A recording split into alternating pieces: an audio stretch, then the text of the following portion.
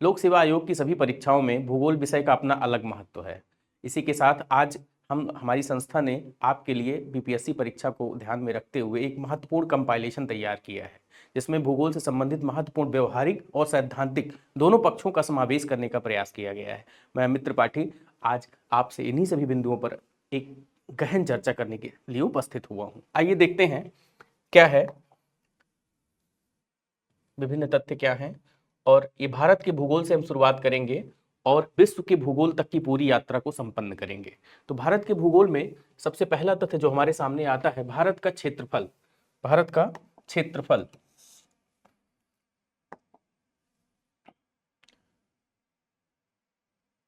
भारत का क्षेत्रफल पृथ्वी के कुल भौगोलिक क्षेत्रफल का 2.4% है। कई बार ऐसा होता है कि हम लोग सोचते हैं कि बहुत गहरे तथ्यों को पढ़ा जाए और उनके चक्कर में हम ऐसी महत्वपूर्ण बातों को दरकिनार कर देते हैं जो हम लोग समझते हैं कि परीक्षा में नहीं आएगा। जैसे क्षेत्रफल से संबंधित है, लोकेशन से संबंधित है, और किस गोलार्ध में है, कहाँ पर किस चीज़ की उपस्थिति है, इन सब चीज़ों को हम लोग दरकिनार नहीं करेंगे। ठीक है, प्रीलिम्स परीक्षाओं में ये इन विषयों का अपना अलग महत्व होता है। तो पृथ्वी के कुल भौगोलिक क्षेत्रफल का 2.4% क्या है? भारत का क्षेत्रफल। ठीक है, देख रहे हैं 39वीं बीपीएससी में प्रश्न पूछा गया है। संपूर्ण मानव जाति की 18.29% वर्ष 2025 की जनसंख्या के इतने लोग भारत में रहते हैं। कितने लोग? 18.29% लोग जो है भारत में अधिवास करते हैं। आइए आगे बढ़ते हैं।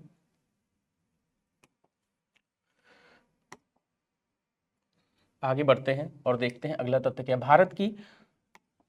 भारत की स्थिति के विषय में भारत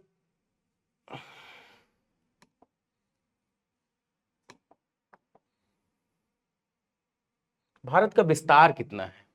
ठीक है, 37 degree 17 minute 53 second, 37 degree 17 minute 53 second उत्तरी तथा 8 डिग्री 6 मिनट 28 सेकेंड दक्षिणी के बीच।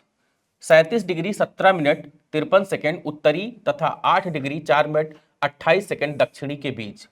37 डिग्री 17 मिनट 53 सेकेंड उत्तरी तथा 8 डिग्री 28 मिनट उत्तरी के बीच। उपर्युक्त में से कोई नहीं, उपर्युक्त में से कोई नहीं। नोट,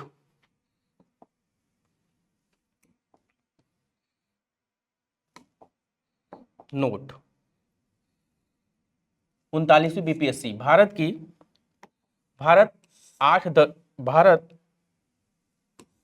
8 मिनट 8 डिग्री 4 मिनट उत्तरी से 37 डिग्री 6 मिनट उत्तरी अक्षांश एवं 68 डिग्री 7 मिनट पूर्वी से 97 डिग्री 25 मिनट पूर्वी देशांतर तक विस्तृत है। ठीक है, तो ये उस सही उत्तर है।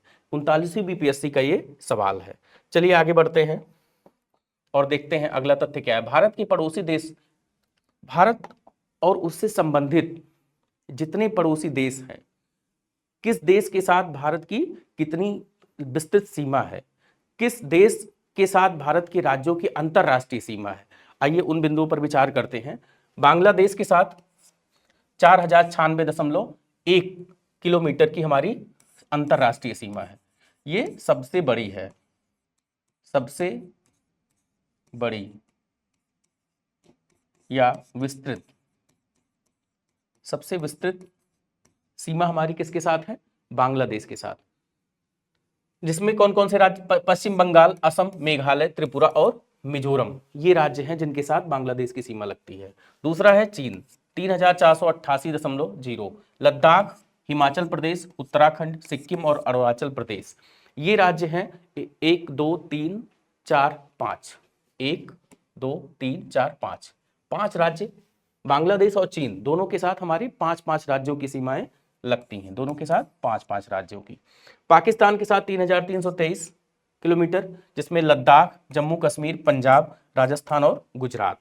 नेपाल के साथ 1751 किलोमीटर, और नेपाल के साथ लगने वाले हमारे राज्यों की कौन कौन से राज्यों की सीमाएं हैं? उत्तराखंड, उत्तर प्रदेश, बिहार, पश्चिम बंगाल और सिक्किम। आइए बढ़ते हैं अगले तथ्य की तरफ।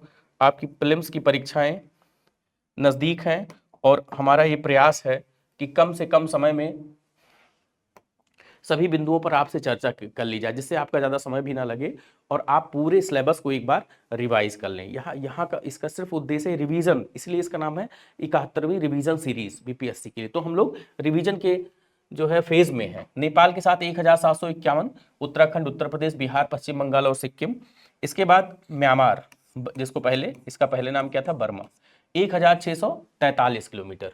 अरुणाचल प्रदेश, नागालैंड, मणिपुर और मिजोरम, 4 राज्यों की सीमाएं म्यांमार के साथ मिलती हैं। भूटान के साथ 699, जिसमें हमारे देश के सिक्किम, पश्चिम बंगाल, असम, अरुणाचल प्रदेश, ये 4 राज्य, इनकी सीमाएं किससे मिलती हैं, भूटान से। अफगानिस्तान के साथ 106 और लद्दाख, ठीक है, 106 किलोमीटर अफगानिस्तान के, इसको बोलते हैं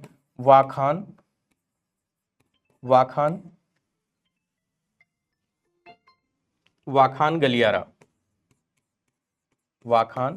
गलियारा।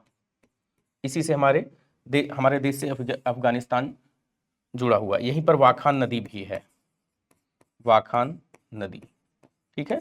तो हमारे देश का लद्दाख जो क्षेत्र है वो अफगानिस्तान से जुड़ा हुआ है। तो इस प्रकार कुल 15,106.7 किलोमीटर हमारे देश की सीमाएं कुल विभिन्न हमारे पड़ोसी देशों के साथ मिलती हैं। बढ़ते हैं अगले तथ्य की तरफ और देखते हैं क्या है। प्रमुख जल अंतराल 8 डिग्री चैनल, ये महत्वपूर्ण खंड है। ये जो पूरा कंपाइलेशन बनाया गया है घटना चक्र परिवार की तरफ से, इसमें सब जितने भी बिंदु हैं वो सब महत्वपूर्ण है। परीक्षा की दृष्टि से आपके लिए कोई भी ऐसा टॉपिक नहीं है, कोई ऐसा तथ्य नहीं है जिसको हम लोगों ने छोड़ने का उद्यम किया हो, सबको शामिल करने का पूरा उद्यम किया गया है। तो 8 डिग्री चैनल मालदीव और मिनिकॉय के मध्य, 9 डिग्री चैनल लक्षद्वीप और मिनिकॉय के बीच, 10 डिग्री चैनल लघु अंडमान और कार निकोबार के बीच, पाक स्टेट तमिलनाडु और श्रीलंका के मध्य, 6 डिग्री चैनल ग्रेट चैनल जिसको बोलते हैं 6 डिग्री, ये सुमात्रा, इंडोनेशिया और ग्रेट निकोबार के बीच में है। डंकन पास दक्षिणी अंडमान और लघु अंडमान, दक्षिण अंडमान और लघु अंडमान को अलग करता है डंकन पैसेज, ठीक है। तो ये जो जल अंतराल हैं, 2 ऐसे भाग हैं जो 2 स्थलों को अलग करते हैं, ठीक है, और उनके बीच में जलीय सीमा के रूप में उपस्थित रहते हैं। मन्नार की खाड़ी तमिलनाडु और श्रीलंका के मध्य, कोको स्टेट, कोको द्वीप जिस पर म्यांमार का अधिकार है, ठीक है। अंडमान निकोबार में सबसे ऊपर जब आप जाएंगे तो देखेंगे कोको आइलैंड है और उस पर म्यांमार का अधिकार है। उत्तरी अंडमान के मध्य कोको स्टेट है। चलिए आगे बढ़ते हैं। भारतीय मानक समय, इंडियन स्टैंडर्ड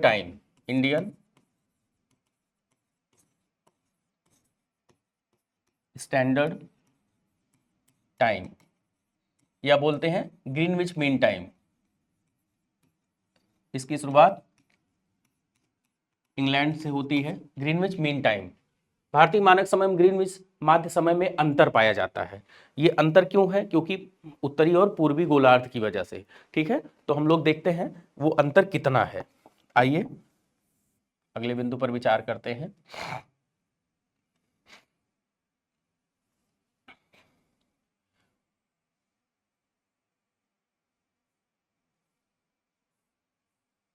ये जो दोनों के मध्य अंतर है 5 घंटे, 5.5 घंटे का अंतर, 5 सही 1/2, 5.5 घंटे का अंतर है। किसमें? ग्रीनविच मीन टाइम और भारतीय मानक समय में, ठीक है, जीएमटी में। आगे बढ़ते हैं, देखते हैं अगला तथ्य क्या है।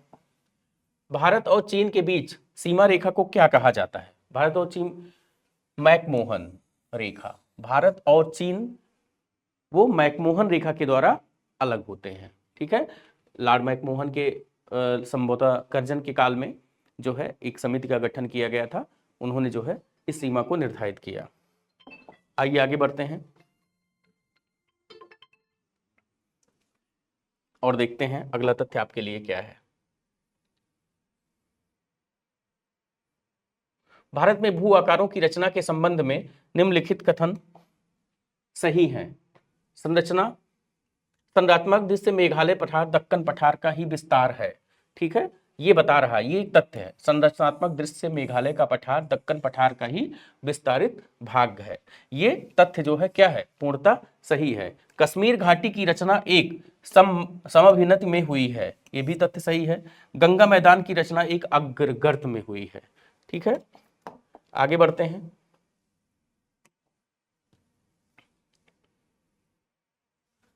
बोल रहे हैं गंगा के मैदान को एक, यहां पर एक देखिए, ये याद करवाने का एक तरीका है जिसको हम लोगों ने विकसित किया है, जिससे आप जो है तथ्यों को आसानी से याद कर सकें। गंगा के मैदान को एक डॉट डॉट या एक रिक्त स्थान है के रूप में वर्णित किया गया है, तो इसका उत्तर क्या है, जियोसिंक्लाइन। किसके रूप में, जियोसिंक्लाइन के रूप में। आगे बढ़ते हैं। हिमालय का प्रादेशिक विभाजन, प्रादेशिक विभाग, विस्तार और लंबाई। ठीक है, देखते हैं इन तथ्यों पर हम लोग चर्चा करते हैं।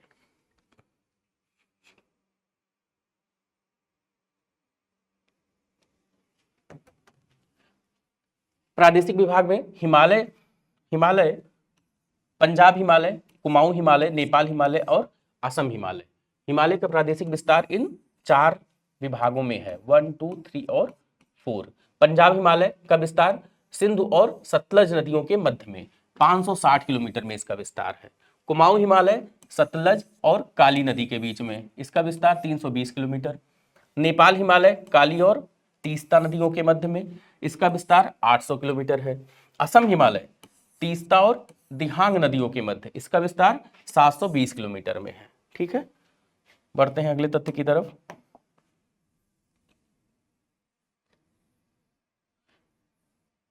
हिमालय का पर्वतपदी प्रदेश भाबर है। किस नाम से जाना जाता है, पर्वतपदीय क्षेत्र भाबर। ठीक है, भाबर क्षेत्र ऐसा है जहां पर नदियां आती हैं और बड़े बड़े बोल्डर्स वहां रहते हैं और नदियां उन बोल्डर्स के नीचे छिप जाती हैं और सीधे अंदर से वातगर्त से होते हुए जो है मैदानी क्षेत्रों में पहुंचती है। शिवालिक श्रेणी का निर्माण हुआ सेनोजोइक युग में। अटल सुरंग रोहतांग हिमाचल प्रदेश की लंबाई कितनी है, 9.02 किलोमीटर। ठीक है, अटल सुरंग रोहतांग हिमाचल प्रदेश की लंबाई कितनी है। हिमालय पर्वत श्रेणियों में से किस पर्वत श्रेणी को अटल टनल को पार करती है, तो किसको, पूर्वी पीर पंजाल को। अटल टनल पूर्वी पीर पंजाल को पार करती है। आइए अगला तथ्य देखते हैं क्या है। गुजरात की प्रमुख पहाड़ियां जिनका की क्रम के उत्तर से दक्षिण में है, क्रम में नॉर्थ टू साउथ। ठीक है, तो सबसे पहले कच्छ की खाड़ी, फिर मांडव पहाड़ी, फिर वर्धा पहाड़ी, गिरनार और गिर पहाड़ी। इनका क्रम लगाने के लिए आ सकता है, इसलिए इसको आप याद कर लेंगे। ठीक है, बढ़ते हैं अगले तथ्य की तरफ। दक्षिण भारत में स्थित प्रमुख पहाड़ियां, पहली कौन सी पहाड़ी है, नीलगिरी पर्वत, अन्नामलाई, कार्डमम और पालनी। ये 4 पहाड़ियां हैं। नीलगिरी पहाड़ी केरल और तमिलनाडु कर्नाटक तीनों में फैली हुई है। ये भारत का मैप है, ये केरल है, ये कर्नाटक और ये महाराष्ट्र, सॉरी तमिलनाडु, ये नहीं होगा, ये तमिलनाडु का। तो इन तीनों क्षेत्रों में ये इसका विस्तार नीलगिरी का है। ठीक, अन्नामलाई की पहाड़ियां हैं, अन्नामलाई पर्वत, इसका विस्तार केरल और तमिलनाडु में, अन्नामलाई। कार्डमम पहाड़ियां तमिलनाडु और केरल में। पालनी की पहाड़ियां केवल तमिलनाडु में है। तो अगर आता है कि पालनी की पहाड़ियां किस राज्य में है, तो केवल तमिलनाडु में, और जितनी पहाड़ियां हैं वो 2 या 2 से अधिक राज्यों में विस्तृत है। चलिए आगे बढ़ते हैं, देखते हैं अगला तथ्य क्या है। बीपीएससी की परीक्षा के दृष्टि से महत्वपूर्ण सभी बिंदुओं पर हम लोग चर्चा करेंगे। ठीक है, सेवराय पर्वत ये कहां पे है, केवल तमिलनाडु में है। जवादी तमिलनाडु में है। पालकोंडा आंध्र प्रदेश में है। वेलिकोंडा आंध्र प्रदेश में है। नल्लामाला आंध्र प्रदेश और तेलंगाना। पहले आप लोगों को पता होगा 2014 से पहले जो है वो आंध्र प्रदेश और तेलंगाना एक ही राज्य थे। ठीक है, तो अगर उस समय होता तो हम लोग आंध्र प्रदेश मानते हैं, और इस समय आंध्र प्रदेश और तेलंगाना दोनों में इसका विस्तार है। चलिए आगे बढ़ते हैं, देखते हैं अगला तथ्य। पूर्वी घाट के प्रमुख पहाड़ियों का पर्वत क्रम कैसा है? आइए हम लोग देखते हैं।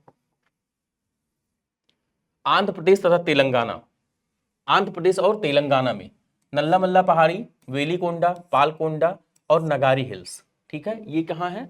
आंध्र प्रदेश और तेलंगाना में इनका विस्तार है। उसके बाद तमिलनाडु में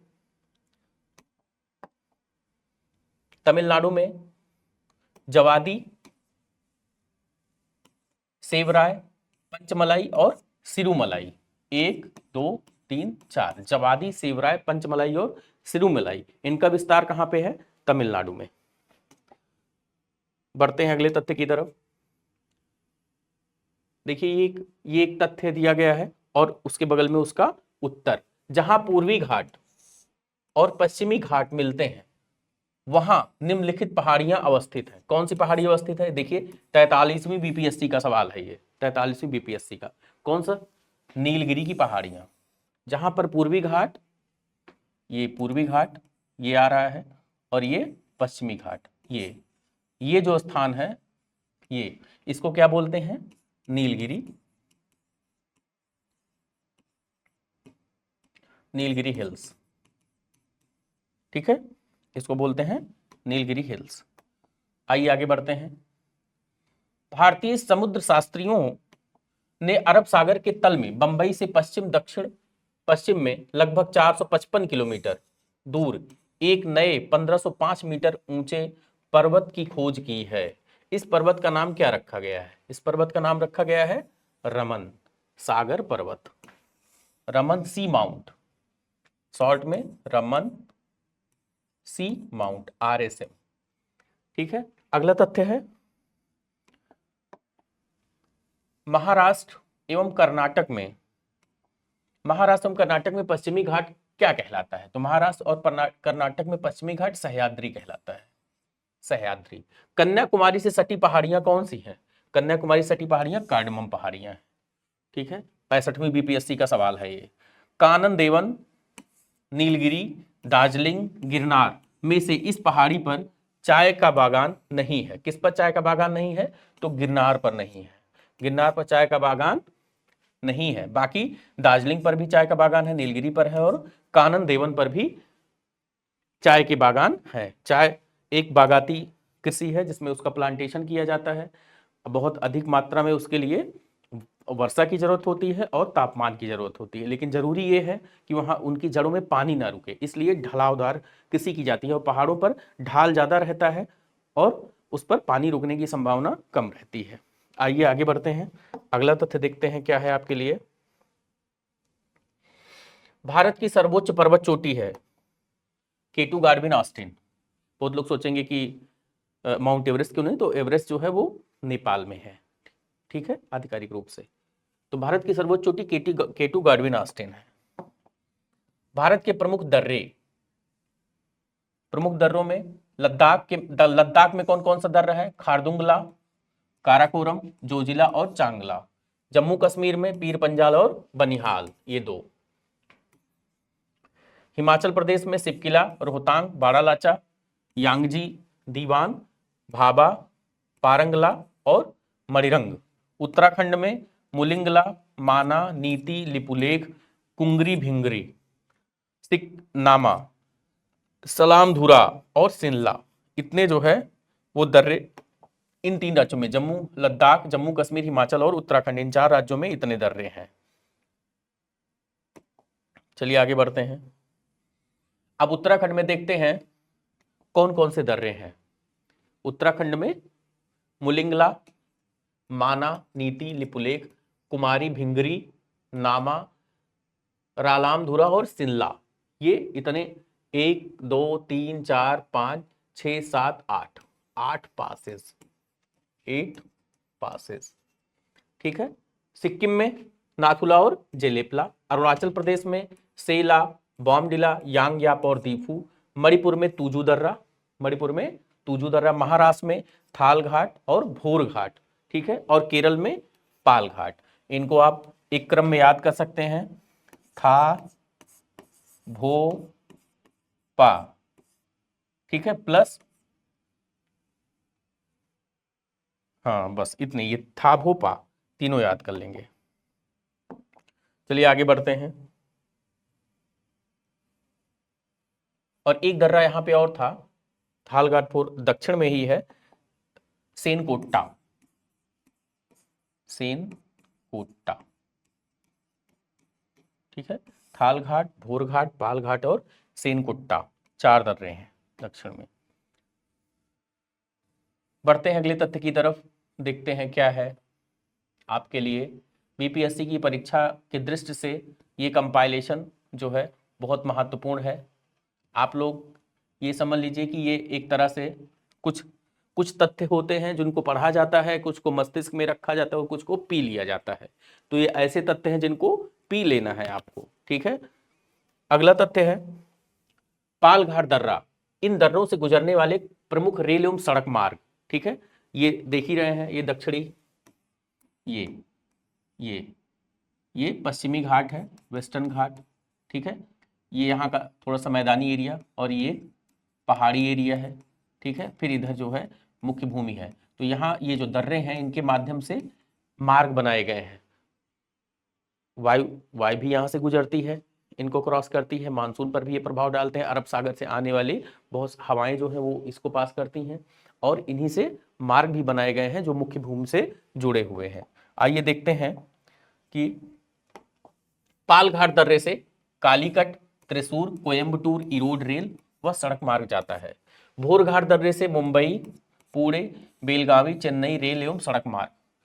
थालघाट दर्रे से मुंबई, नागपुर, कोलकाता रेल और सड़क मार्ग जाता है। जोजिला,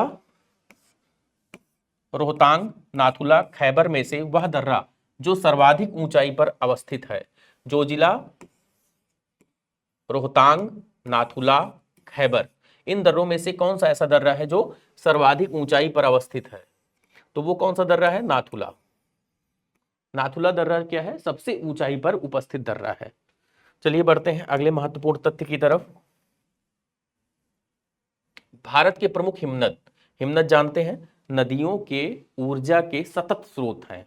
इन हिमनदों के पिघलने से नदियां हमारी सतत वाहिनी बनी रहती हैं। तो हिमानियों के नाम कौन कौन से हैं? पहला है सियाचिन, सियाचिन काराकोरम, इसमें स्थित, काराकोरम में इसकी उपस्थिति है, काराकोरम की पहाड़ियों पर। 76.60 वर्ग किलोमीटर,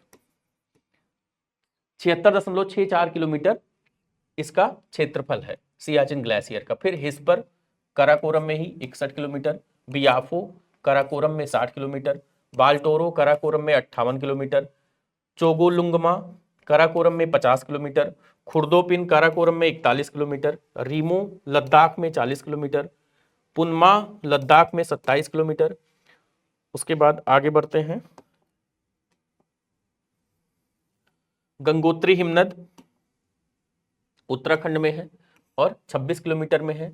जेमू सिक्किम में 26 किलोमीटर, रूपल लद्दाख में 16 किलोमीटर, दियामीर लद्दाख में 11 किलोमीटर।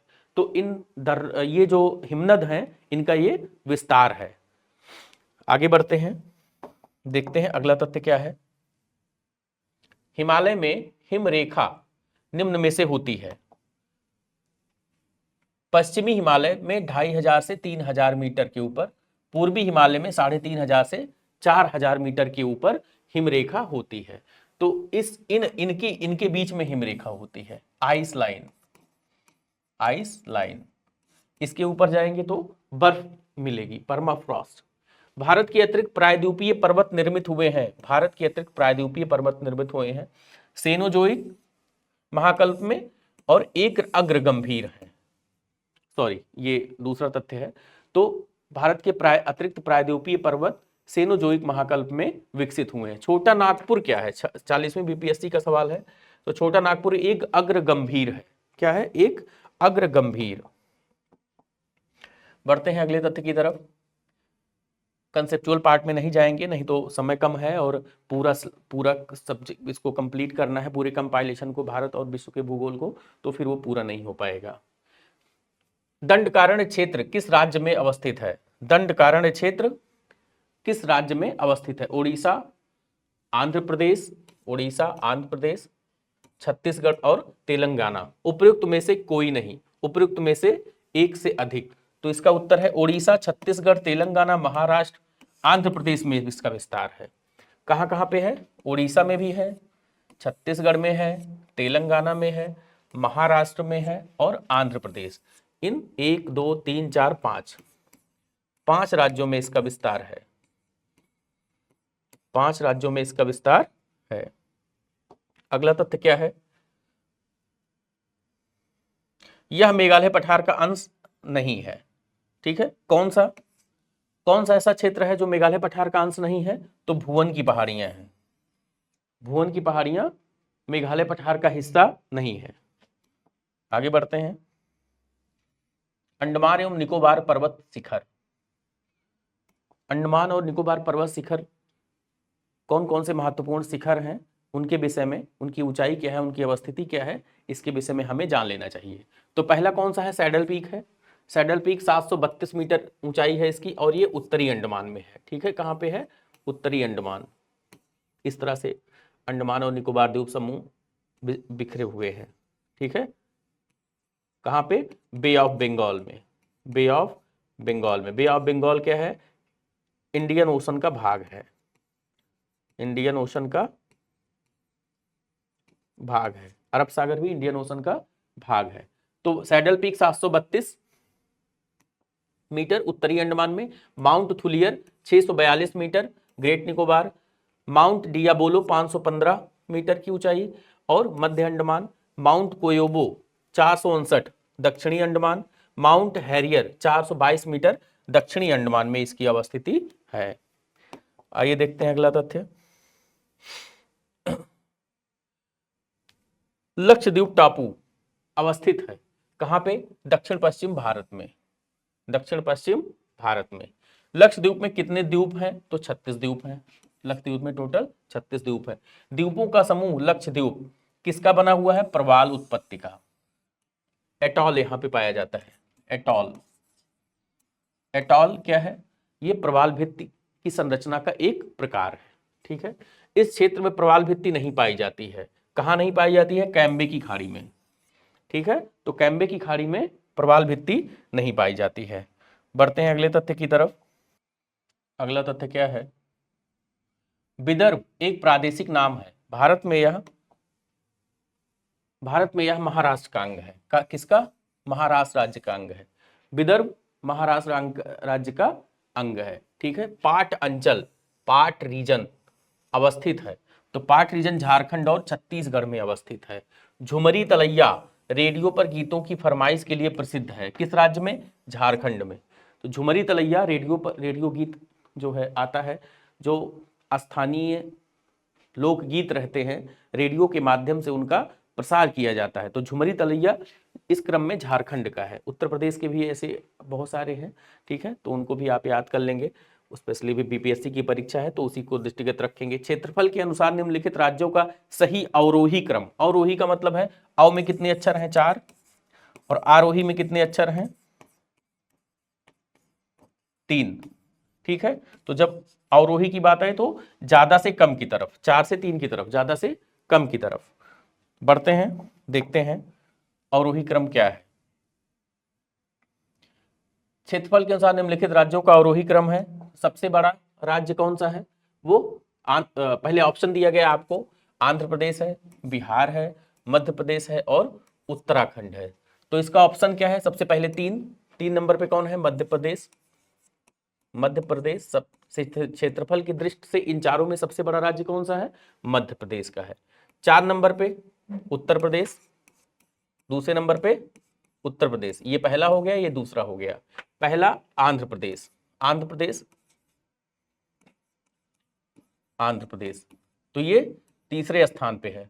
और सबसे अंत में कौन सा है? वो बिहार, दूसरा बिहार, तो ये चौथे स्थान पे है। इस प्रकार आपने इसको समझ लिया। बढ़ते हैं अगले तथ्य की तरफ। क्षेत्रफल के सकम में भारत के 3 बड़े राज्य हैं। क्षेत्रफल के क्रम में, यहां पर क्रम में तीन बड़े भारतीय राज्य राजस्थान, मध्य प्रदेश और महाराष्ट्र है। भारत में जनसंख्या के अनुसार तीसरा एवं क्षेत्रफल में 12वां राज्य कौन सा है? तो वो बिहार है। बीपीएससी की परीक्षा है, बीपीएससी के बारे में, बिहार के बारे में जरूरी है कि जनसंख्या के अनुसार तीसरा और क्षेत्रफल के अनुसार 12वां राज्य है। असम कुल मिलाकर कितने राज्यों एवं केंद्र शासित प्रदेशों से घिरा हुआ है? तो ये 7 ऐसे राज्य और केंद्र शासित प्रदेश हैं जिनसे असम जो है घिरा हुआ है। भौगोलिक क्षेत्रफल की दृष्टि से भारत के लेह, कच्छ, जैसलमेर और बाड़मेर जिलों में सबसे बड़ा जिला कौन सा है? लेह, कच्छ, जैसलमेर और बाड़मेर में तो सबसे बड़ा कच्छ जिला है, सबसे बड़ा कच्छ जिला है। बढ़ते हैं अगले तथ्य की तरफ। गुजरात की राजधानी सभी जानते हैं गांधीनगर, ठीक है, हमने इसको कवर किया। राजस्थान की राजधानी जयपुर। इसको देने का मतलब ये है कि आप सभी राज्यों की राजधानियों के विषय में एक बार जानकारी प्राप्त कर लें। ये भी देख लें कि कौन सी कर्क रेखा पे है, उसके साथ उसकी क्या दूरी है, उन राजधानी नगरों से कौन सी नदियां गुजरती हैं, ठीक है। ये सब महत्वपूर्ण तथ्य कभी भी परीक्षा के दृष्टि से महत्वपूर्ण हो सकते हैं। चलिए आगे बढ़ते हैं, देखते हैं अगला तथ्य क्या है। भारत के भौगोलिक उपनाम। रैलियों का नाम, रैलियों का नगर वो कौन सा है? नई दिल्ली है। धान का कटोरा छत्तीसगढ़। मेघों का घर मेघालय। गारो खासी जयंतिया में किस तरह से बादल आकर के फंस जाते हैं, ऊपर नहीं जा पाते हैं, उसमें घनघोर वर्षा करते हैं मासिन राम में। पहले चेरापूंजी भी था, अब तो चेरापूंजी दूसरे नंबर पर हो गया, मासिन राम पहले स्थान पे। पेरिस ऑफ पंजाब कपूरथला को कहा जाता है। फलोद्यानों का स्वर्ग सिक्किम को। अंतरिक्ष का शहर बेंगलुरु। आनंद का शहर Kolkata. Soya state Madhya Pradesh. Salt city Phalodi Rajasthan, ठीक है। आगे बढ़ते हैं।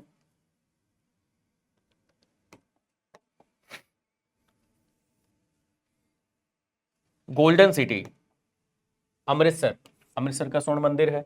ये जो सभी ये दिए गए हैं, ये शहरों की जो विशेषताएं हैं इनसे संबंधित यहाँ की अपनी कुछ की निर्माण या स्थापत्य या संस्कृति से संबंधित उसकी समस्या की पहचान है, उसी वजह से इनको उपनाम मिला हुआ है, ठीक है।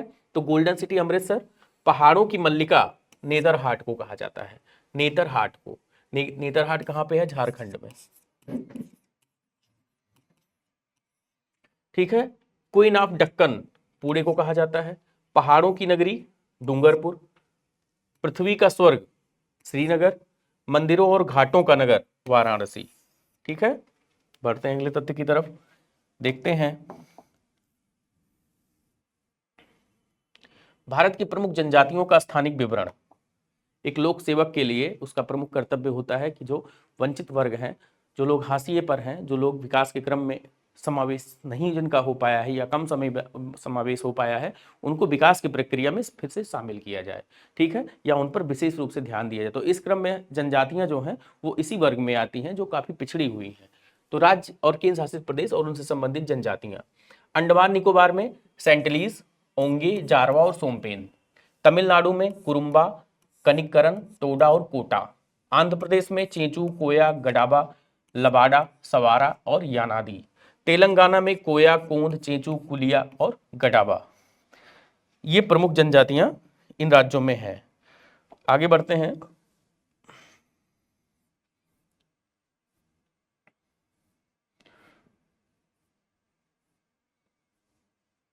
पंजाब, पंजाब में कौन सी जनजाति है? सांसी। पंजाब में कौन सी जनजाति है? सांसी। केरल में मलय अरयान, हिल पुलेया कुरुमन, हिल पुलेया कुरुमन। उराली, कादर, ये कहाँ पे है? और पालियान, ये कहाँ पे? ये सब केरल में है, इनको आप याद कर लेंगे। कर्नाटक में पारद, यारावा और नैकदा। गुजरात में भील, चारण और कोली। ये सब याद करने के विषय हैं, इनको रटना पड़ता है, नहीं तो कई बार रीडिंग करनी पड़ती है, क्योंकि जो प्री परीक्षा होती है वो स्मृति पर आधारित होती है। तो ये आपकी स्मृति की परीक्षा है, इसलिए इसको जो है हल्के में नहीं लेना है। ये नहीं सोचना केवल पढ़ेंगे तो याद हो जाएगा, उनको पढ़िए, समझिए और नहीं दोनों तो रटिए भी, ठीक है। परीक्षा का निकलना आवश्यक है। महाराष्ट्र भील, धनवार, कोली ठोर, कोली मल्हार, वल्ली और गोंड।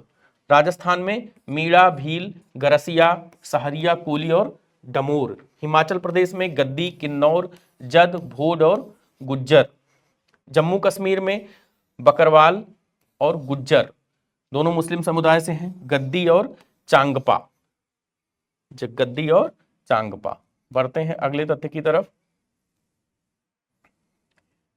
लद्दाख में उपस्थित प्रमुख जनजातियों में बाल्टी, बेड़ा, बाट, बोटो, चांगपा, ब्रोकपा, ड्रोकपा, दर्द, सेन, गर्रा, मोन और पुरिगपा।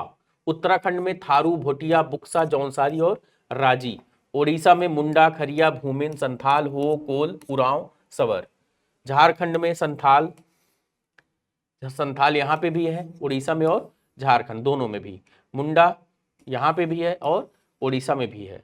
हो यहाँ पे भी है और झारखंड और उड़ीसा में दोनों में है। बिरहोर, कोल, भुइयां, कोल भी देखिए दोनों में कॉमन है। असुर ये कहाँ पे है? झारखंड में। मध्य प्रदेश में भील, गोंड, पहाड़ी मारिया, मुरिया, बैगा, कोल, कमार। छत्तीसगढ़ में मुरिया, कवर, सहरिया, खोंड, गोंड, अबुझ, मड़िया। मेघालय में गारो, खासी, जयंतिया, कुकी और मिकिर। मणिपुर में कुकी, सेमा, थाडो और तराओ। नागालैंड में नागा और कछारी। मिजोरम में हजोंग, पावी, मिजो। त्रिपुरा में हलाम, रियांग और त्रिपुरी।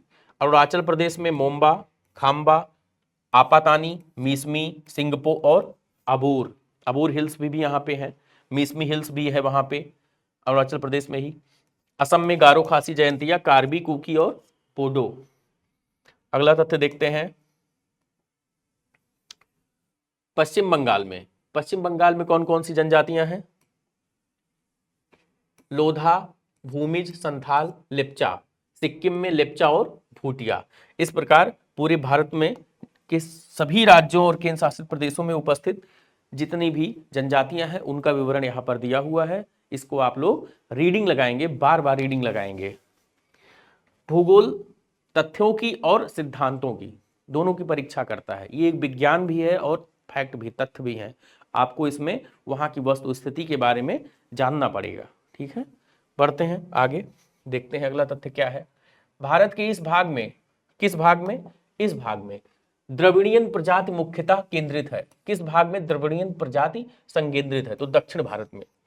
दक्षिण भारत में द्रविड़ जनजात की प्रजाति के लोग अधिक हैं। ठीक है, तो द्रविड़ है और ऑस्ट्रेलियस हैं, कॉकेसस हैं। ये मानव की विभिन्न जातियां हैं जो भारत में विभिन्न क्षेत्रों में फैली हुई हैं। तो आप लोग पूरे भारतवर्ष में जो ये मानव प्रजातियों के जो प्रकार हैं इनको एक बार पढ़ लेंगे अच्छे से। आगे, महाराष्ट्र, छत्तीसगढ़, हरियाणा और कर्नाटक में से इस राज्य में जनजातीय समुदाय की पहचान नहीं है। कौन सा ऐसा राज्य है जहां पर जनजातीय पहचान नहीं, मतलब जनजातियां वहां पर नहीं है? तो वो कौन सा है? हरियाणा राज्य है। बोडो निवासी हैं, गारो पहाड़ी में रहते हैं। गारो जनजाति कहाँ रहती है? असम की, असम की, मिजोरम की, मेघालय की। ये एक प्रश्न है। ठीक है, आगे बढ़ते हैं तो ये और स्पष्ट होगा।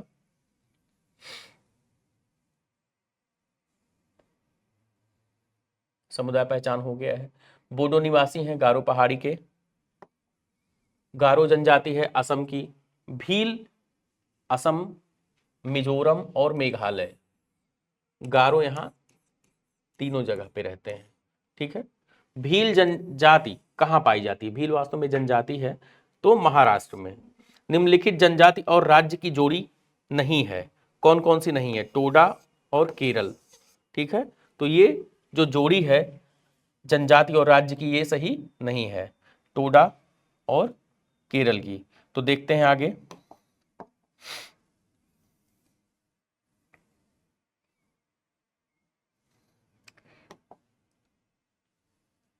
भरमौर जनजाति क्षेत्र इस प्रांत में अवस्थित है, तो हिमाचल प्रदेश में। हिमाचल प्रदेश में भरमौर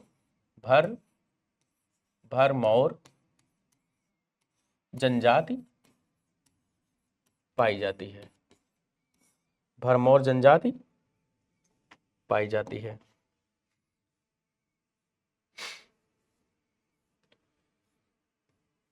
भारत की नदियों के विषय में चर्चा की गई है। भारत की नदियां, ठीक है, भारत नदियों का देश है। हिमालय, प्रायद्वीपीय भारत, दोनों तरफ से पूर्वी घाट और पश्चिमी घाट दोनों में प्रायद्वीपीय भारत से नदियों की उत्पत्ति होती है, ठीक है। तो हिमालय की वाहिनियां सतत वाहिनियां हैं, जबकि दक्षिण भारत में प्रायद्वीपीय वो सतत वाहिनी नहीं है, क्योंकि वहां पर ग्लेशियरों की उपस्थिति बहुत कम है या नगण्य है, तो वो वर्षा पूरित है। तो देखते हैं सिंधु नदी। सिंधु नदी का उद्गम कहाँ से होता है? तिब्बत में मानसरोवर झील के पास बोखरचू से, ठीक है। इसकी लंबाई 2880 किलोमीटर है। भारत में ये 1114 किलोमीटर ही बहती है, ठीक है।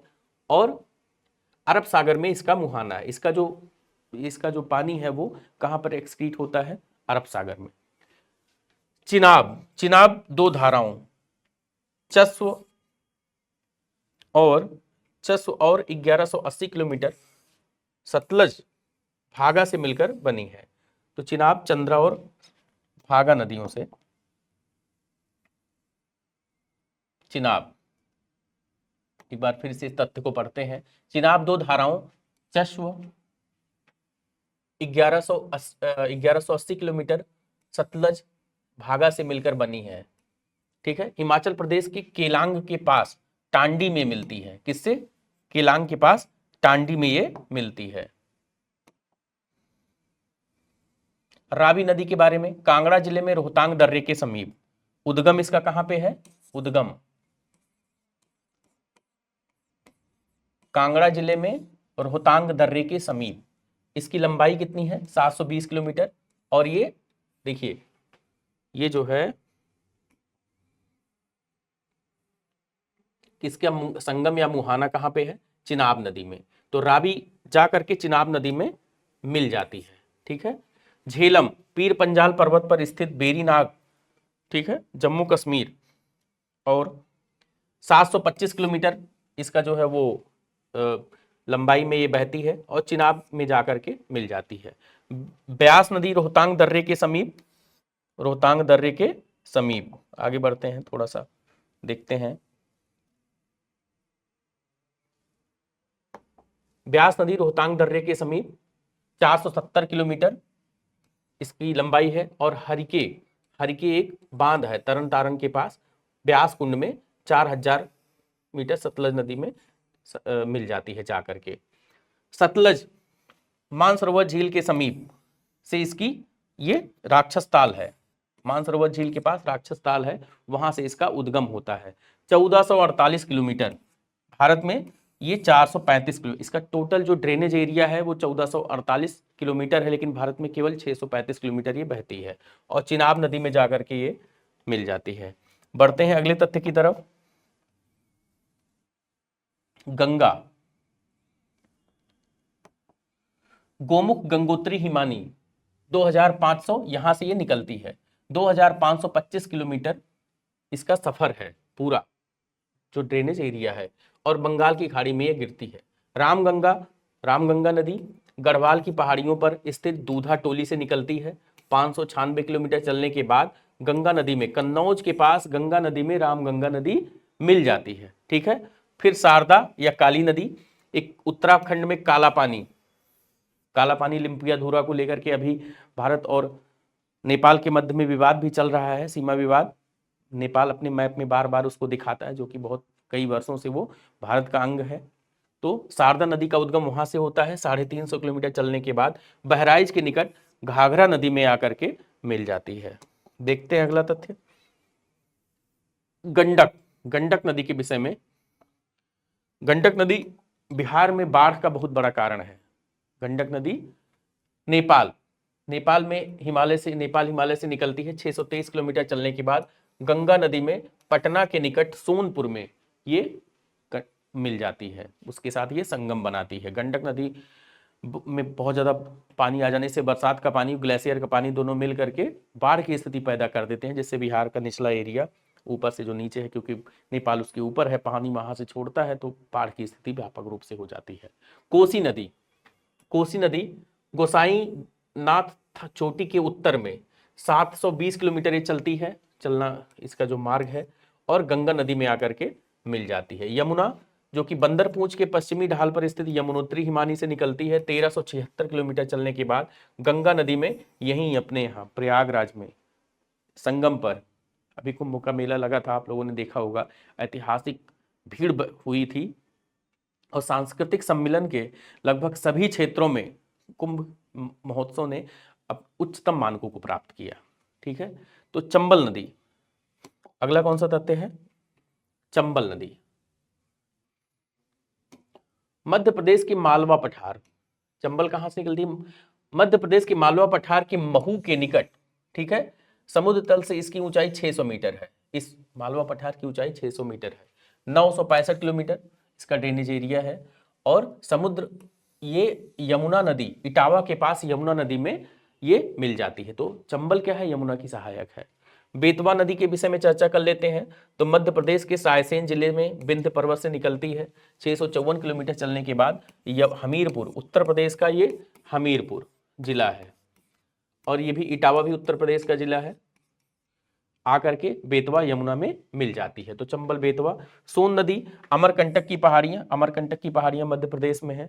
ठीक है, और ये 784 किलोमीटर चलती है। उसके बाद पटना के पास, बिहार में पटना की राजधानी, गंगा नदी में आकर के ये मिल जाती है। ब्रह्मपुत्र तिब्बत में मानसरोवर झील के निकट आंगसी हिमालू, आंगसी हिमालू से निकलती है।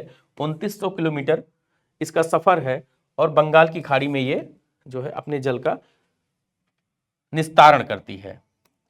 बढ़ते हैं अगले तथ्य की तरफ। हाँ, तो ब्रह्मपुत्र नदी है तो 2900 किलोमीटर, लेकिन भारत में केवल 916 किलोमीटर ही ये बहती है। बढ़ते हैं अगले तथ्य की तरफ। नर्मदा एक महत्वपूर्ण नदी है प्रायद्वीपीय भारत की। नर्मदा, ताप्ती, गोदावरी, कृष्णा, कावेरी, ये 4 महत्वपूर्ण नदियां हैं, जिसमें नर्मदा के विषय में है, मैकाल रेंज में स्थित अमरकंटक की पहाड़ी से निकलती है। इसका ड्रेनेज एरिया 1312 किलोमीटर, और खंभात की खाड़ी में, अरब सागर में, अरब सागर में, खंभात की खाड़ी कहाँ पे है? गुजरात के पास, अरब सागर में अपने जल का निस्तारण करती है। बढ़ते हैं अगले तथ्य की तरफ। नर्मदा हो गई, नर्मदा से की ही सगी संबंधी है, उसी के पैरेलल बहती है प्रायद्वीपीय भारत में ताप्ती। कौन सी नदी है? ताप्ती। बैतूल जिले की मुल्ताई, मध्य प्रदेश में बैतूल जिला है, वहां पर मुल्ताई एक जगह है, पहाड़ी है, वहां से निकलती है, और 724 किलोमीटर चलने के बाद सूरत के निकट खंभात की खाड़ी में, खंभात की खाड़ी वही गुजरात में, अरब सागर में अपने जल का निस्तारण करती है। ये नर्मदा और ताप्ती दोनों नदियां भ्रंश घाटी में बहती हैं। भ्रंश घाटी, भ्रंश घाटी का ऐसा स्थान है जो दो स्थलीय भागों के बीच में एक खाई बन जाती है, क्योंकि उसका जो स्थल खंड होता है वो नीचे बैठ जाता है, और दोनों बगल के स्थल खंड वो अपने आप में खड़े रह जाते हैं। ठीक है, माही, माही एक नदी है, विंध्यन पर्वतीय क्षेत्र में, धार जिला मध्य प्रदेश से 583 किलोमीटर चलती है, और खंभात की खाड़ी में अपने जल का निस्तारण करती है। इसी से लूनी नदी राजस्थान, अजमेर में पश्चिमी अरावली, अजमेर जिले में पश्चिमी अरावली पर्वत से निकलती है, और 511 किलोमीटर चलने के बाद कच्छ के रन ऑफ कच्छ में, अरब सागर में अपने जल का निस्तारण करती है। महानदी छत्तीसगढ़ के धमतरी जिले में सिहावा के पास, तो कहाँ पे? छत्तीसगढ़ में सिहावा की पहाड़ियां हैं, वहां से निकलती है महानदी, और 851 किलोमीटर चलने के बाद बंगाल की खाड़ी, कटक उड़ीसा में है। ठीक है, कटक के समीप बंगाल की खाड़ी में अपने जल का निस्तारण करती है। भाखड़ा नंगल डैम इसी पर बना हुआ है। बढ़ते हैं अगले तथ्य की तरफ।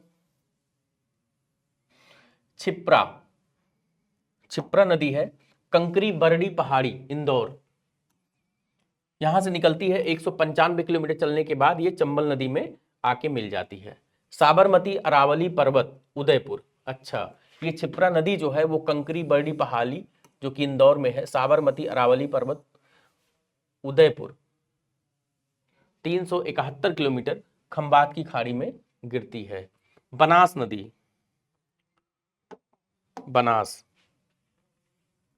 बनास नदी खामनेर की पहाड़ियां, अरावली, कहां से निकलती है बनास नदी? खामनेर की पहाड़ी, और खामनेर की पहाड़ी अरावली पर्वत, राजसमंद जिला राजस्थान से 512 किलोमीटर चलने के बाद चंबल नदी में जो है अपने आकर के मिल जाती है। कृष्णा महाबालेश्वर के समीप पश्चिमी घाट में 1400 किलोमीटर चलने के बाद बंगाल की खाड़ी में आके गिरती है। कृष्णा और गोदावरी दक्षिण भारत की दो महत्वपूर्ण नदियां हैं। कृष्णा और गोदावरी नदियों के मध्य के भाग को वहाँ पर दोनों के जहाँ पे अपना जल का निस्तारण करती हैं केजी बेसिन उनको बोला जाता है। यहाँ पर भारत में पेट्रोल की खोज और प्राकृतिक गैस की खोज की गई है। ठीक है, तो आगे बढ़ते हैं और देखते हैं कि अगला तथ्य क्या है। कावेरी नदी, कावेरी नदी कहाँ से निकलती है? ब्रह्मगिरी पहाड़ी कर्नाटक के कोडगु जिले में। कहाँ से? ब्रह्मगिरी की पहाड़ी में, कर्नाटक का कोडगु जिला है। और 800 किलोमीटर चलने के बाद बंगाल की खाड़ी में अपने जल का निस्तारण करती है। गोदावरी नदी नासिक महाराष्ट्र के त्र्यंबकेश्वर से निकलती है। 1456 किलोमीटर चलने के बाद बंगाल की खाड़ी में अपने जल का निस्तारण करती है। इसी तरह से तुंगभस्व कर्नाटक के पश्चिमी घाट पहाड़ की गंगा मूल चोटी से तुंगा तथा समीप से ही में ही कादुर से भस्व नदी का उद्गम होता है। तुंगभस्व नदी, तो दो नदियों का ये है, एक है तुंगा और दूसरा कौन सा है? भस्वा। तुंगा नदी गंगा मूल चोटी कर्नाटक की और भस्वा कादुर से ही, ये भी यहीं की अच्छा गंगा मूल चोटी से ही, और ये दूसरी ये भस्वा जो है ये कादुर से, ये कादुर से यहां से निकलती है। इसी दोनों को सम्मिलित रूप से तुंग भस्वा नदी कहते हैं। 531 किलोमीटर ये चलती है और फिर कृष्णा नदी में आकर के मिल जाती है। देखते हैं अगला तथ्य।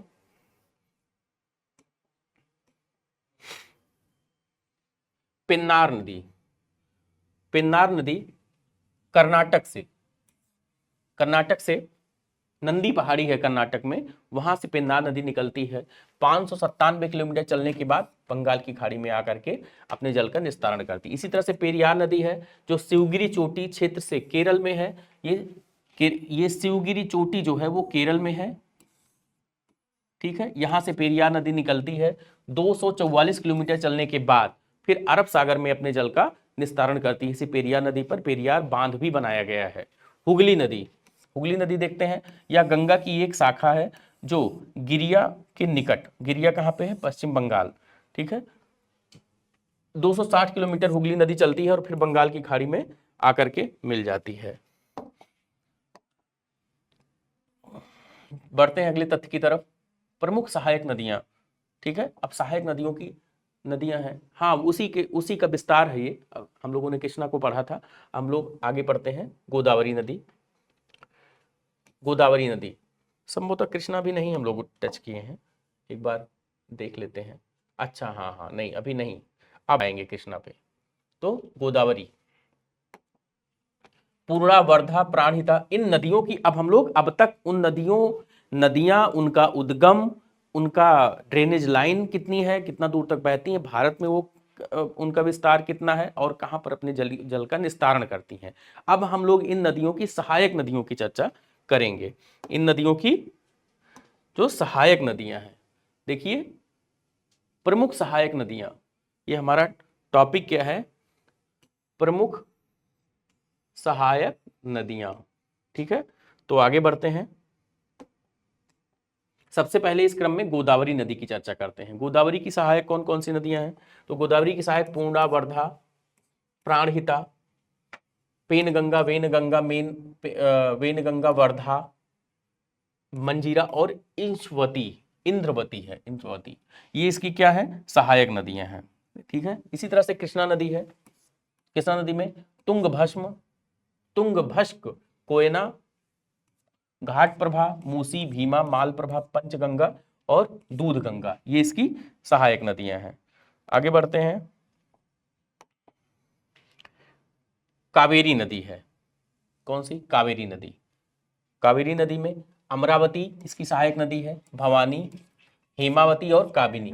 महानदी की सहायक शिवनाथ, हसदेव, ईब और तेल। सिंधु नदी की सहायक झेलम, चिनाब, रावी, ब्यास, सतलज, जास्कर, श्योक और नुब्रा, गिलगिट, हुंजा, काबुला, ये सब कौन सी नदियां हैं? सिंधु की सहायक नदियां हैं। झेलम की सहायक नदी कौन सी है? किशनगंगा। सतलज की स्पीति और बास्पा। ब्रह्मपुत्र की सहायक नदियां तीस्ता, कामेंग, सुबनसिरी, धनसिरी, दिबांग, पगलदियांग, जिया भरेली, संकोस एवं लोहित, ये इसकी क्या है, सहायक नदियां हैं। आगे बढ़ते हैं। अब आते हैं गंगा नदी पर। गंगा और उसकी सहायक नदियां, ठीक है। तो गंगा की सबसे बड़ी सहायक नदी है वो यमुना है। गोमती, गंडक, घाघरा, सोन, कोसी, महानंदा आदि इसकी सहायक नदियां हैं। यमुना की नंबर चंबल, टोंस और हिंडन, चंबल, टोंस और हिंडन, ये यमुना की सहायक नदियां हैं। बढ़ते हैं अगले तथ्य की तरफ।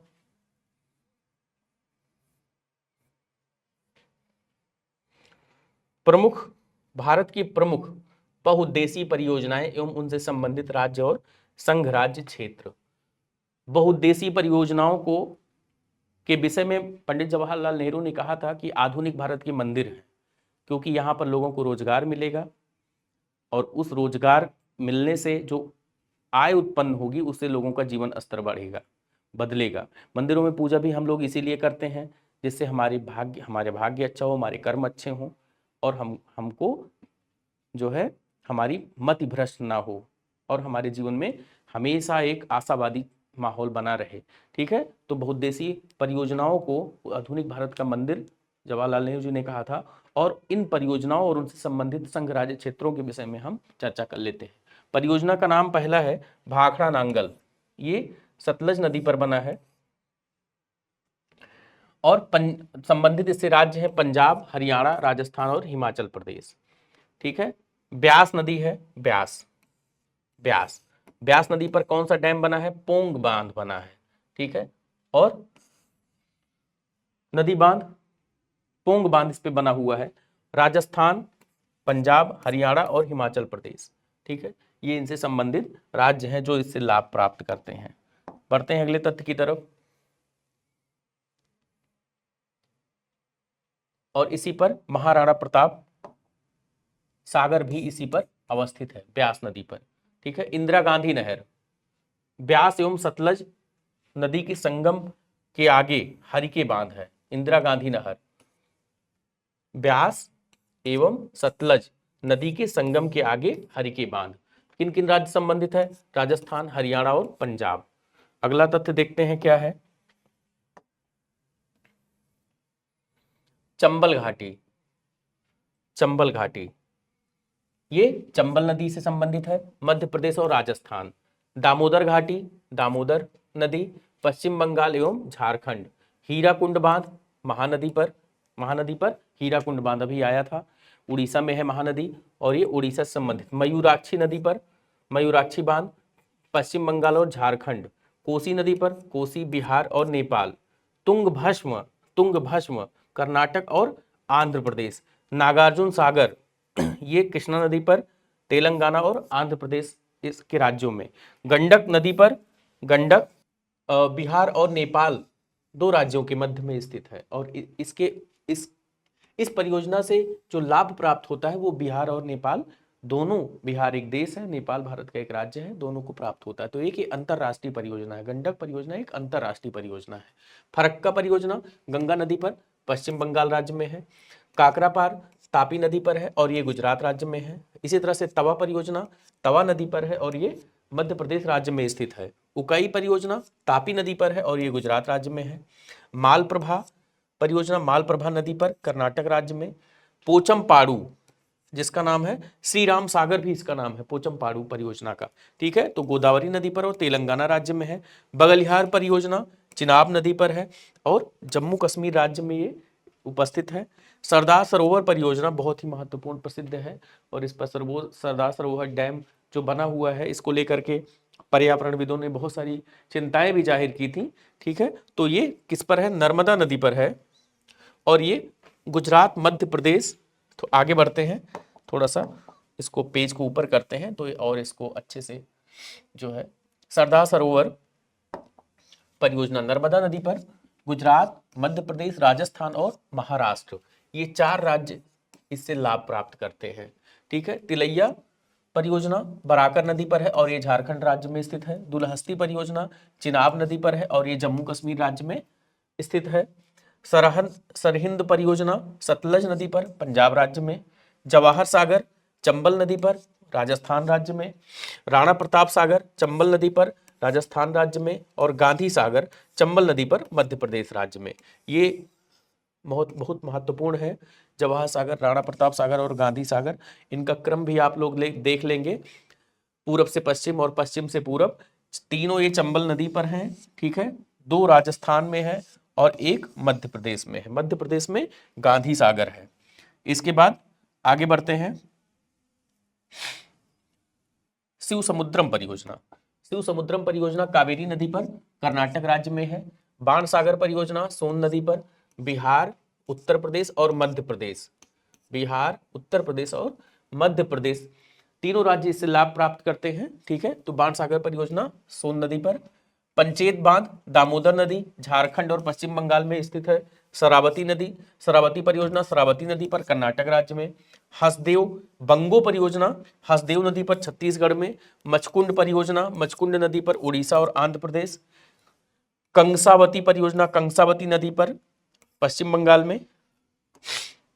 इन तथ्यों को आप लोग कई बार पढ़ेंगे, रिवाइज करेंगे, जिससे आपके मस्तिष्क में बैठ जाएंगी, और परीक्षा के समय जो कि आपकी परीक्षा जो कि स्मृति आधारित परीक्षा है, तुरंत जो है आपके दिमाग में वो चीज कौंध जाएगी और आप सही ऑप्शन पे क्लिक कर लेंगे। जायकवाड़ी परियोजना गोदावरी नदी पर महाराष्ट्र राज्य में स्थित है। भद्रा परियोजना भद्रा नदी पर कर्नाटक राज्य में। भीमा परियोजना भीमा नदी पर महाराष्ट्र राज्य में। घाट प्रभा परियोजना घाट प्रभा नदी पर कर्नाटक राज्य में। रिहंद परियोजना रिहंद गोविंद बल्लभ पंत सागर परियोजना भी इसका नाम है, और ये रिहंद नदी पर बनाई गई है, और ये उत्तर प्रदेश राज्य में अवस्थित है। माता टीला बेतवा नदी पर उत्तर प्रदेश और मध्य प्रदेश, उत्तर प्रदेश और मध्य प्रदेश, माता टीला परियोजना बेतवा नदी पर। रामगंगा बांध रामगंगा नदी पर उत्तराखंड में। टिहरी बांध भागीरथी नदी पर उत्तराखंड में। देख रहे हैं किस तरह से विभिन्न परियोजनाओं के द्वारा, बहुउद्देशीय परियोजनाओं के द्वारा नदी घाटियों में विभिन्न राज्यों की आवश्यकताओं के अनुसार उनका विस्तार किया गया है, जिससे न केवल सिंचाई और पेयजल बल्कि ऊर्जा का उत्पादन भी किया जाता है। आगे बढ़ते हैं। टिहरी बांध परियोजना उत्तराखंड राज्य में है और ये भागीरथी नदी पर है। इडुक्की परियोजना पेरियार नदी पर केरल राज्य में है, ठीक है। बढ़ते हैं अगले तथ्य की तरफ। तो सभी नदी घाटियां और उनसे संबंधित महत्वपूर्ण परियोजनाओं पर हम लोगों ने चर्चा कर लिया। अब देखते हैं कि जो दोआब क्षेत्र है, इसमें नदियों के विस्तार के हिसाब से उनको विभाजित किया गया, उनके विभिन्न नाम रखे गए हैं। तो उन दोआब के उन विभाजित भागों का उनकी नदियों के साथ सम्मिलन के आधार पर क्या नाम है उसकी चर्चा कर लेते हैं। बिस्त दोआब ब्यास और सतलज नदियों पर के बीच का जो क्षेत्र है उसको बिस्त दोआब बोलते हैं। इसी तरह ब्यास और रावी नदी के जो बीच का क्षेत्र है उसको बारी दोआब। रावी और चेनाब नदी के बीच का जो है दोआब उसको रिचना दोआब। चेनाब और झेलम के मध्य का चाज दोआब, और झेलम और सिंधु के बीच का सिंधु सागर दोआब। ये 2 3 4 और 5 दोआब है। नदियों के मध्य उनकी अवस्थित के अनुसार दोआब क्षेत्र को इन 5 नामों से जाना जाता है: बिस्त, बारी, रिचना, चाज और सिंधु सागर। आगे बढ़ते हैं, देखते हैं अगला तथ्य कौन सा है आपके लिए। उत्तराखंड में प्रमुख संगम तो स्थान है और नदियों का संगम विष्णुप्रयाग। तो वहां से जो नदियां निकलती हैं उत्तराखंड से, ये धौली गंगा, अलकनंदा, मंदाकिनी, इन नदियों के सम्मिलन के हिसाब से अलग अलग जगहों पर उनका नामकरण किया गया है, ठीक है। तो पहला है जो विष्णुप्रयाग। विष्णुप्रयाग स्थान है और ये कैसे बनता है? धौली गंगा और अलकनंदा के मिलने से।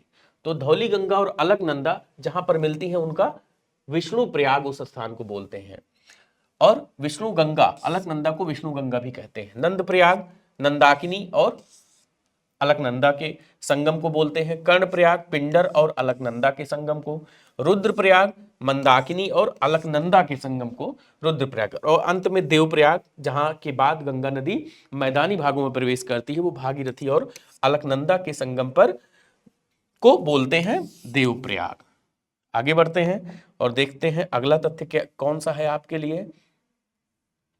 किस नगर में अलकनंदा और भागीरथी मिलकर गंगा नदी बनाती हैं? तो है वो देवप्रयाग। सबसे बड़ी वाह नदी कौन सी है? गंगा।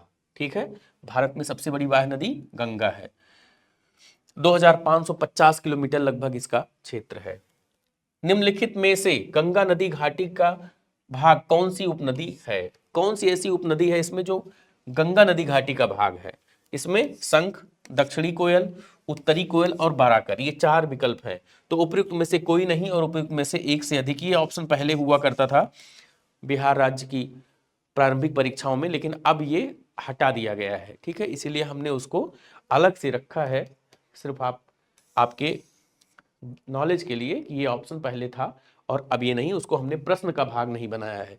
तो उत्तरी कोयल और बाराकर, आप लोग जैसा कि देख रहे हैं नोट में, बाराकर और उत्तरी कोयल गंगा नदी घाटी की उपनदियां हैं, बाराकर और उत्तरी कोयल। बढ़ते हैं अगले प्रश्न की तरफ, अगले तथ्य की तरफ और देखते हैं क्या है। ये 63rd बीपीएससी का सवाल है, हाँ इसको हमें पढ़ना है, इंपॉर्टेंट महत्वपूर्ण तथ्य है। निम्नलिखित नदी फतुहा के पास गंगा में मिलती है? कौन सी ऐसी नदी है जो फतुहा के पास गंगा में मिलती है? तो ये है पुनपुन। पुनपुन नदी है जो फतुहा के पास गंगा नदी में प्रवेश करती है, मिलती है।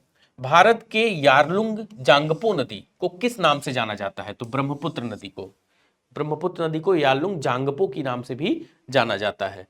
तिब्बत में मानसरोवर झील के पास जिस नदी का स्रोत है वो कौन सा है? कौन सी नदी है मानसरोवर झील के पास? वो ब्रह्मपुत्र है कि सिंधु है कि सतलज है कि उपर्युक्त सभी है? तो हम लोग देख रहे हैं ये सतलज, ब्रह्मपुत्र और सिंधु, ये तीनों नदियों का संगम जो उद्गम स्रोत है वो कहां पे है?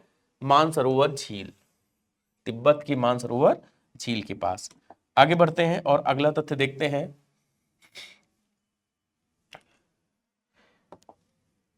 मानस नदी इस नदी की उपनदी है, मतलब मानस नदी, ये जो इस है इसके स्थान पर किस है? दरअसल हम लोग घटना चक्र में, समसामयिक घटना चक्र एक प्रतिष्ठित प्लेटफॉर्म है, ऑनलाइन प्लेटफॉर्म, और एक बहुत बड़ा पब्लिकेशन है जिसने लोक सेवा आयोग या विभिन्न राज्य सेवा आयोग की परीक्षाओं में अपनी भूमिका को स्पष्ट रूप से जो है सबके सम्मुख रखा है। सफलता के मानक जो हैं वो यहाँ से शुरू होते हैं और यहाँ के सफ़र करने के बाद ही लोग अपनी मुख्य परीक्षा और प्रीलिम्स परीक्षाओं और इंटरव्यू में सफल होते हैं। और हमने उस दिशा में हमारा प्रयास निरंतर रहता है। और ये जीएस रिवीजन सीरीज जो हमने बनाई है, इसी को ध्यान में रखते हुए, परीक्षा को ध्यान में रखते हुए, इसमें कितना वेरिएशन है आप देख रहे हैं। इसमें तथ्य भी हैं, आपको ज्ञान भी दिया गया है, फैक्चुअल नॉलेज भी दिया गया है, इसमें प्रश्न भी बनाए गए हैं, इसमें वन लाइनर पॉइंटर की तरह से भी प्रश्न बनाए गए हैं। तो ये इस प्रश्न के संबंध में मैं आपसे चर्चा कर रहा हूं कि ये प्रश्न जो है वो इसी हमारी सीरीज की इसी विधा को दर्शाता है कि एक ही सीरीज के अंदर हम लोग कितने तरह से क्वेश्चन को वेरिएशन में लेकर चलते हैं। तो मानस नदी इस नदी की उपनदी है। तो किस नदी की उपनदी है? वो ब्रह्मपुत्र नदी की उपनदी है। बढ़ते हैं आगे अगले फैक्ट की तरफ, देखते हैं आपके लिए क्या है। कौन सी नदी रिफ्ट घाटी या भ्रंश द्रोणी से होकर बहती है? कौन सी नदी रिफ्ट वैली से होकर के बहती है? तो नर्मदा नदी है। नर्मदा और ताप्ती दो नदियां हैं जो रिफ्ट वैली से होकर बहती हैं। सोन एवं नर्मदा निकलती है कहां से? अमरकंटक। अमरकंटक की पहाड़ियों से सोन और नर्मदा दोनों नदियां निकलती हैं, इनका उद्गम स्रोत है ये। पश्चिम की ओर वेस्टवर्ड प्रवाहित होने वाली नदियां कौन सी हैं? भारत की ज्यादातर नदियां पूर्व की तरफ बंगाल की खाड़ी में जाकर गिरती हैं और पूर्व की तरफ उनका बहाव क्षेत्र है। ठीक है, उत्तर से पूर्व की तरफ। और लेकिन दो नदियां ऐसी कौन सी हैं जो पश्चिम की तरफ अरब सागर में गिरती हैं? तो वो कौन सी नदियां हैं? पहली है नर्मदा और दूसरी ताप्ती, ये दो नदियां हैं। कावेरी नदी कौन से राज्य से होकर गुजरती है? तो कर्नाटक, तमिलनाडु, पांडिचेरी, इन 3 राज्यों से होकर के, कर्नाटक, तमिलनाडु और पांडिचेरी, इन 3 राज्यों से होकर के कावेरी नदी गुजरती है। आते हैं अगले तथ्य की तरफ। तेल नदी सहायक नदी है। तेल नदी सहायक नदी है। तो इसमें एक छिपा है कि किसकी सहायक नदी है। 60वीं और 62वीं बीपीएससी में ये प्रश्न पूछा भी गया है। तो महानदी की सहायक नदी है, तेल नदी महानदी की सहायक नदी है। निम्नलिखित तुलना के आधार पर हिमालयी नदी की प्रायद्वीपीय नदी से तुलना करें। देखिए फिर हमारे जीएस पॉइंटर का इस रिवीजन सीरीज में किस तरह से वेरिएशन आया, आपको परीक्षा के दृष्टि से तैयार करने का हमारा ये प्रयास है। देखिए अधिकांश हिमालयी नदियां 12मासी हैं, जबकि अधिकांश प्रायद्वीपीय नदियां वर्षा पर निर्भर है। निम्नलिखित तुलना के आधार पर हिमालयी नदियों और प्रायद्वीपीय नदियों में तुलना की गई है। ठीक है, हिमालयी नदी की ढाल प्रायद्वीपीय नदी की तुलना में अधिक है, खड़ी है। हिमालयी नदी की ढाल प्रायद्वीपीय नदी की तुलना में अधिक खड़ी है। प्रायद्वीपीय नदी हिमालयी नदी की तुलना में अपने रास्ते से अधिक क्षरण का कारण बनती है। ठीक है, आगे बढ़ाते हैं, थोड़ा इस पेज को ऊपर करते हैं। नीचे दिए गए विकल्पों में से सही विकल्प का चयन करें।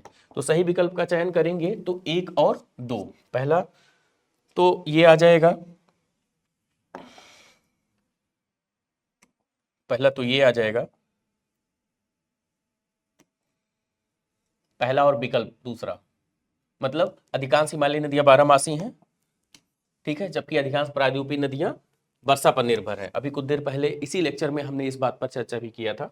हिमालयी नदी का ढाल प्रायद्वीपीय नदी की ढाल की तुलना में अधिक खड़ा है। सही बात है, बहुत ऊंचाई से आती है, ठीक है, जबकि प्रायद्वीपीय नदियों का भाव जो है वो ढाल के पीछे, क्योंकि उन पर्वतों की, उन ग्लेशियरों की ऊंचाई कम है।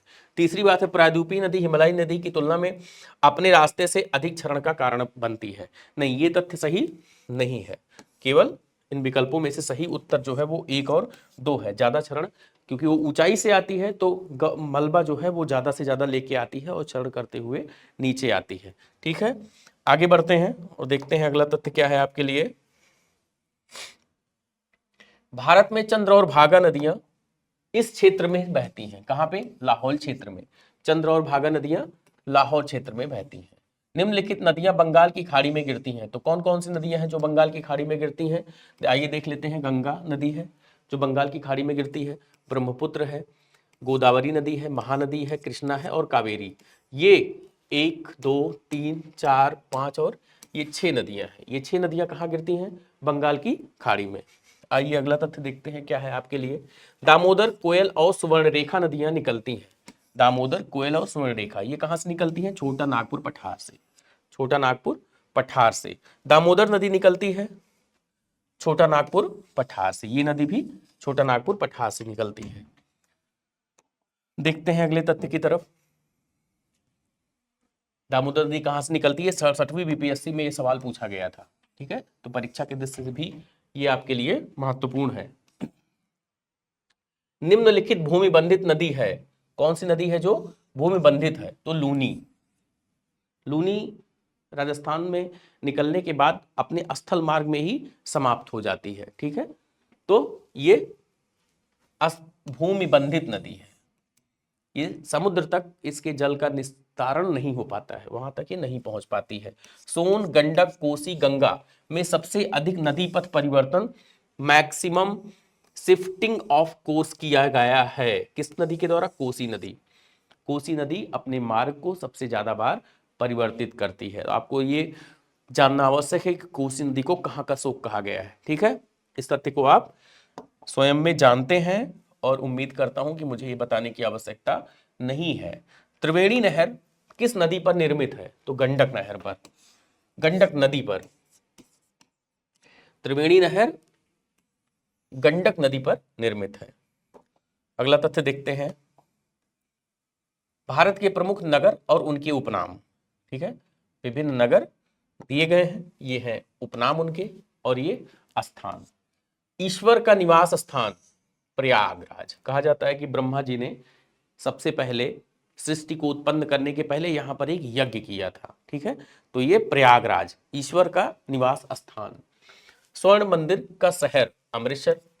मंदिरों एवं घाटों का नगर वाराणसी। अरब सागर की रानी कोच्चि। पूर्व का वेनिस अलकपूझा। अलकपूझा क्या है? पूर्व का वेनिस। त्योहारों का नगर मदुरै।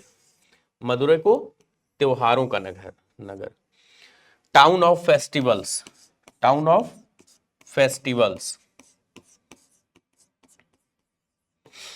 अगला है कर्नाटक का रत्न मैसूरू। कर्नाटक का रत्न मैसूरू। गुलाबी शहर जयपुर, पिंक सिटी कहा जाता है जयपुर को। ठीक है, अगला तथ्य देखते हैं। श्वेत शहर, श्वेत शहर, श्वेत शहर उदयपुर को, श्वेत शहर उदयपुर को। ठीक है, पूर्व का पेरिस पुदुचेरी, पुदुचेरी को पूर्व का पेरिस कहा जाता है। भारत का पेरिस किसे कहा जाता है? जयपुर को। पेरिस फैशन नगरी है। ठीक है, तो जयपुर भी अपने यहाँ फैशन नगरी है और पुदुचेरी भी फैशन नगरी है। आगे बढ़ते हैं, देखते हैं अगला तथ्य।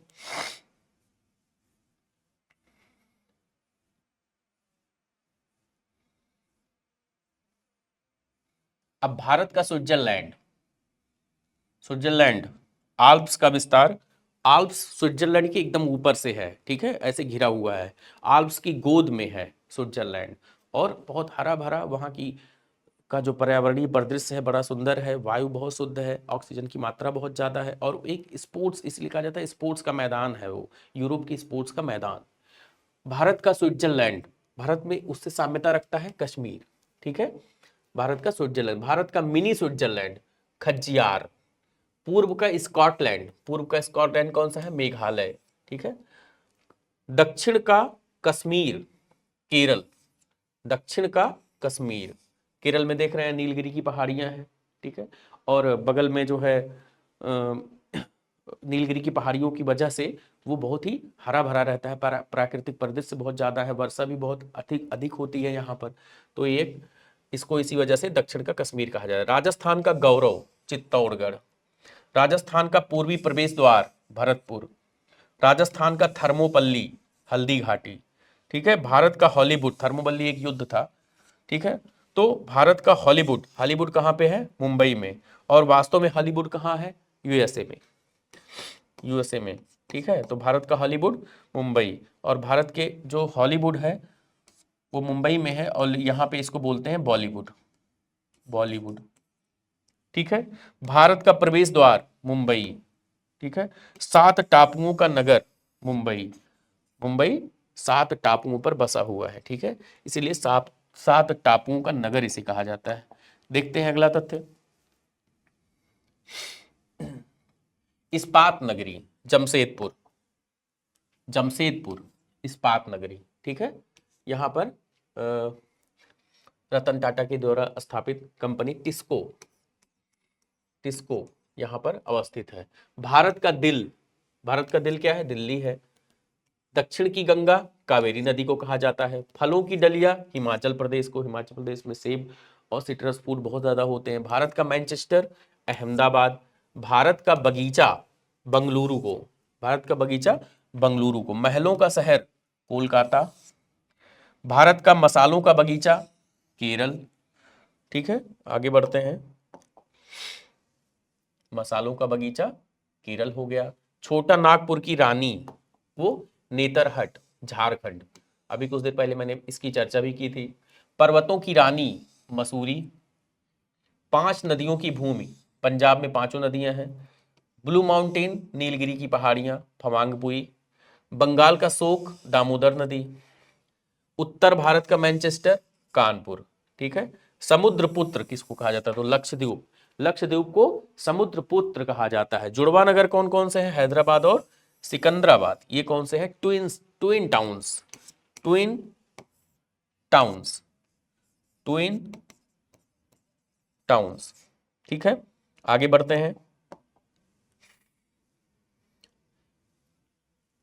झीलों का नगर, झीलों का नगर श्रीनगर। ठीक है, वहां पर डल झील, बुलर झील और बहुत सारी झील है जहां पर पर्यटक जाते हैं और नाव से यात्रा करते हैं, पूरा टहलते हैं झील में, और उस झील पर मानव के रहने के लिए भी व्यवस्था है, नाश्ता पानी आप कर सकते हैं और घूमने का आनंद ले सकते हैं। ठीक है, तो विशिष्ट प्रकार की नावें होती हैं। नवाबों का नगर लखनऊ। ठीक है, उत्तर भारत की अर्थव्यवस्था का मेरुदंड गंगा नदी। ठीक है, देख रहे हैं गंगा नदी घाटी का विस्तार कितनी दूर में है। ठीक है, तो भारत की अर्थव्यवस्था का मेरुदंड, और भारत की आवश्यकता का सबसे ज्यादा खाद्यान्न जो है वो उत्तर भारत से ही उत्पादित किया जाता है, और उत्तर भारत में ही गंगा नदी और उसकी सहायक नदियों का विस्तार है। बिहार का शोक कोसी नदी, अभी थोड़ी देर पहले मैंने आपसे कहा भी था कि इसको मैं बताऊंगा नहीं, इस तथ्य को आपको स्वयं जानना है और आप उम्मीद करता हूं कि आप जानते भी होंगे। तो वो कोसी नदी के संबंध में था। अगला तथ्य देखते हैं, भारत के प्रमुख पर्वतीय शहर। ठीक है, और हम समझते हैं लेक्चर काफ़ी लंबा हो गया है और कल हम लोग इस चर्चा को और आगे बढ़ाएंगे। आप लोगों ने इतना धैर्यपूर्वक मेरी बातों को सुना समझा और हम उम्मीद करते हैं कि आप इस पर कई बार इसका रिवीजन करेंगे और इन सारे तथ्यों को अपनी पकड़ के अंदर रखेंगे और परीक्षा में आने पर सही जगह पर, स्मित आधारित से परीक्षा में सही जगह पर टिक करेंगे। बहुत बहुत धन्यवाद, बहुत बहुत शुभकामनाएं।